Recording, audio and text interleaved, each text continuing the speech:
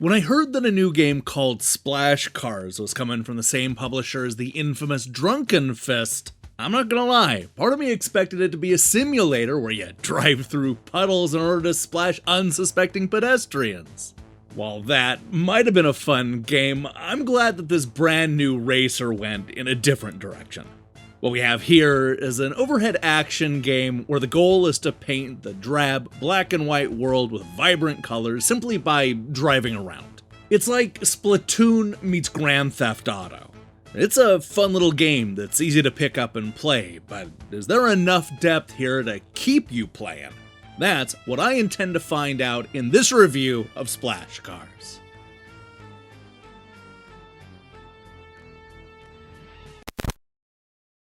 Splash Cars is the kind of game that would have fit in perfectly at the arcade in the early 1980s. It's a lot like popular maze games of the era like Pac-Man and Rally X, only it's in reverse.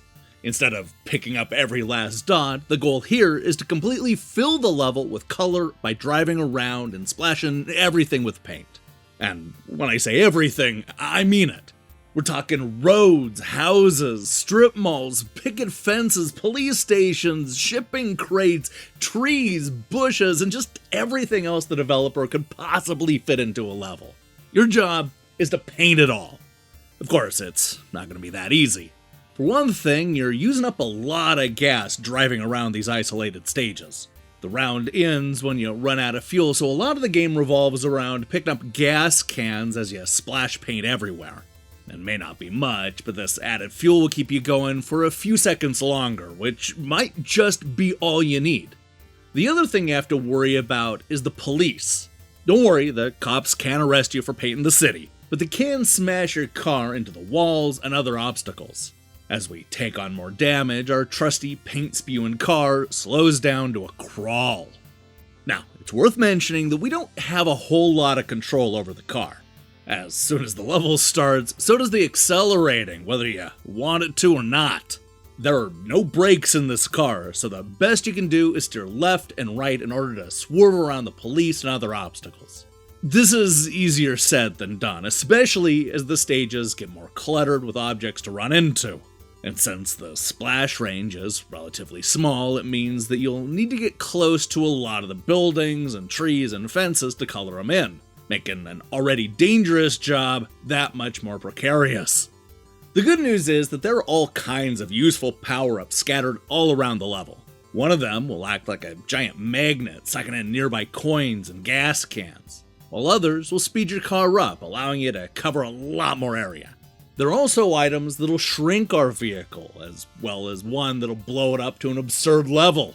Some of the power-ups will allow you to evade the police, such as an item that'll freeze the cops in place, or another one that'll make you invisible to all radars. Also, you can play as a tank, complete with shooting paint rounds at the level. Now that tank isn't just an item that you pick up mid-splash, because it's also one of the vehicles that you can actually purchase.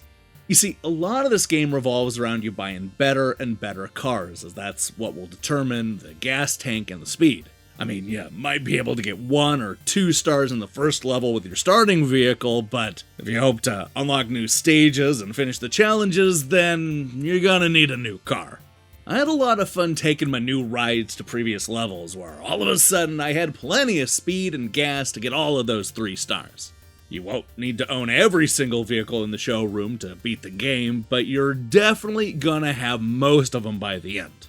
The problem is that there are quite a few times where it feels like you need to own the better cars to have a chance on unlocking the next stage. Yet the only way to get enough money for the better car is to grind a bunch of previous levels. This is where the inherent shallowness of the concept begins to rear its ugly head. The game will suddenly go from a light and fun arcade-style action game to a boring and repetitive chore. It doesn't help that the levels are so similar that they start to blur together after a while.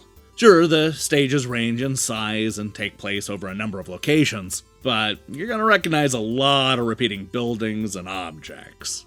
Even the pursuing police force tends to look the same. I kept waiting for them to go full Grand Theft Auto and bring in the helicopters and the tanks, but they never really take the game in that direction.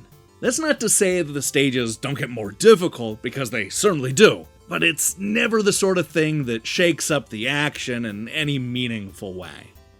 Much like the old arcade games that it's trying to emulate, Splash Cars is the kind of game you pick up and play for a few minutes here and there. As fun as the action is, it doesn't work well in long marathon sessions.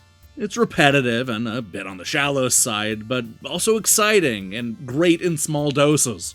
And look, no matter how many flaws I end up pointing out, Splash Cars is a steal at only $7. If you love old school maze games or just running from the police, then this is the game for you.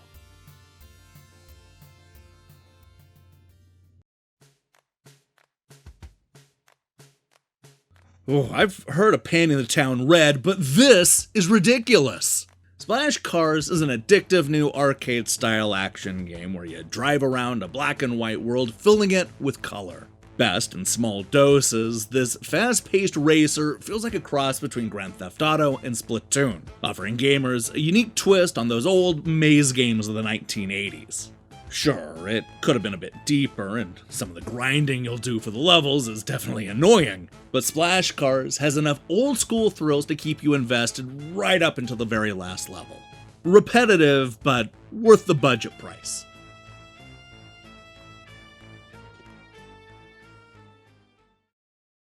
Hey, thanks for watching our review. If you liked what you saw here, then you should know that we post new reviews and features almost every day. Now, here's the question I have for you. What is your favorite maze game?